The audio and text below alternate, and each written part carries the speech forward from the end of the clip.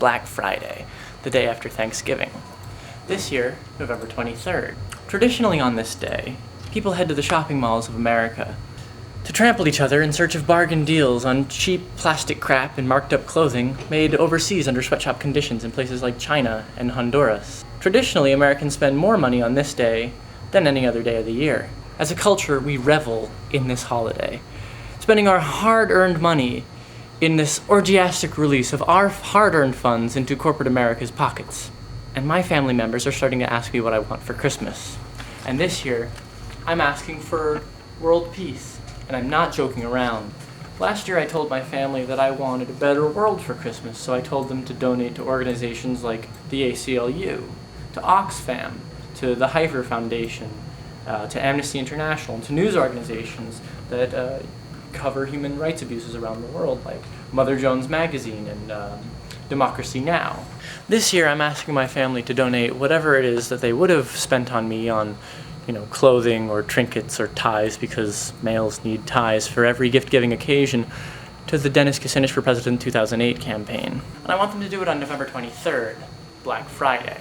I'm an intern for the Dennis Kucinich for President campaign, and I get a $400 food stipend every month, and I'm going to be donating it this month, the whole thing, back to the campaign. And it's not that I don't need it, it's just that I feel that, I could go eating ramen for a month because I believe that much in this candidate's platform.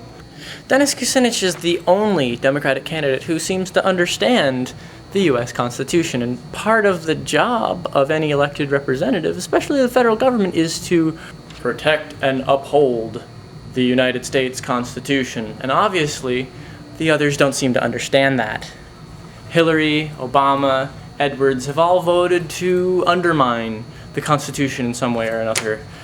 John Edwards helped write the USA Patriot Act. Obama voted to reauthorize it. Hillary voted for it and voted to reauthorize it. Barack Obama voted to overturn habeas corpus. Habeas corpus is in the Magna Carta. That's not just pre-9/11 thinking, that's pre-America thinking. Habeas corpus, the right to say, hey, why am I in prison? Can I have a trial? That'd be nice. I want that back. These other candidates don't even understand what it is to be American, or what it means to uphold the U.S. Constitution. If they don't understand, based on their voting record, what the Constitution even says, how do you think that they're going to uphold it when they're in office? I'm not willing to accept the neocon agenda just because it's coming from the mouths of Democratic candidates. Congress is currently considering legislation that would allow our federal military to intervene in cases of domestic law. That's in direct violation of the Posse Comitatus. We're talking about martial law. I want America back. I want America to stand for what it stands for. Right now, the number of people who die from lack of access to health care due to either being underinsured, or that is thinking that their plan covers them only to find out that, quite sadly, and often far too late, that they're not, or being uninsured altogether, is 9 times the number of people that died on September 11th, 2001. And that's every year. Access to health care is a part of your right to life. And we aren't going to solve the problem by subsidizing insurance companies. We aren't going to solve the problem by making it mandatory to buy health insurance. Health insurance is not health care.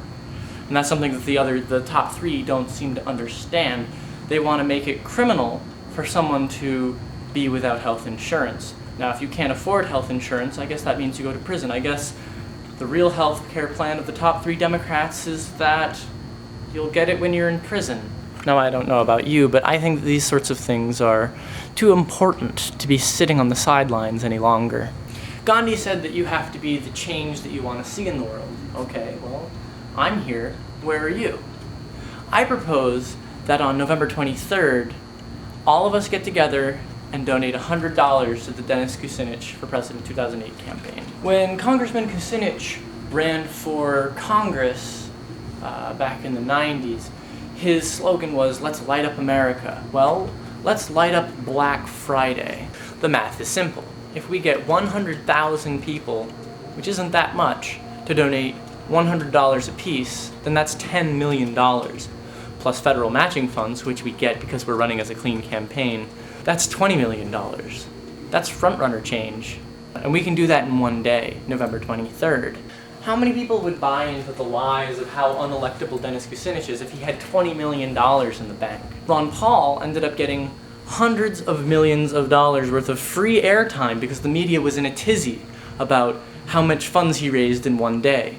Kudos to him, but also I think we can do better. But of course the only way this can work is if you tell everyone you know. We need to get 100,000 people to donate $100 a piece. You need to repost this video everywhere. In order to make this successful, we need you to make it happen. We need you to tell all of your friends. And I'm sure you're going to encounter lots of people who say, oh, well, you know, he's unelectable, so why should I bother donating $100? Well, tell them. And I'm telling anybody who thinks that who's watching this. On November 23rd, throw $100 his way and tell me if you think the same thing on November 24th.